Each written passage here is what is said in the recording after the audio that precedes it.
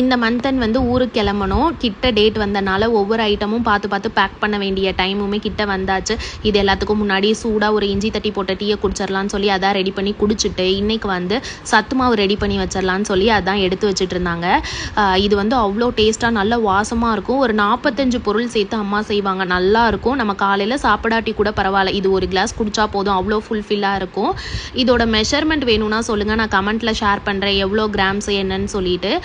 எங்கள் பாப்பாலாம் சாப்பிட்றதுல கொஞ்சம் மக்கர் பண்ணுறனால சத்து மாவு வந்து ஒரு லைஃப் டைம் சேவியராக நான் யூஸ் பண்ணிக்கிறேன். ஏன்னா வந்து அவள் சாப்பிடாத டயத்தில் இதை ஒரு கிளாஸ் ஆற்றி கொடுத்தா போதும், நல்ல வயிறு ஃபுல்ஃபில்லாக இருக்கும், நமக்கும் அவள் இதை சாப்பிட்டா அப்படின்ற ஒரு மன நிம்மதி இருக்கும். அதனால தான் இதோட என்னோடய லிஸ்ட்டில் ஃபஸ்ட்டில் இருக்கும். இந்த எல்லா இன்க்ரீடியன்ஸுமே நல்லா ட்ரை ரோஸ்ட் பண்ணிவிட்டு ஆற வச்சுட்டு பாக்ஸில் ஸ்டோர் பண்ணி நம்ம மிஷினில் கொடுத்து நல்லா நைஸ் பவுடராக அரைச்சிடணும். வந்ததுக்கப்புறம் நம்ம சளிச்சுட்டு யூஸ் பண்ணோன்னா ரொம்ப டேஸ்ட்டாக இருக்கும்.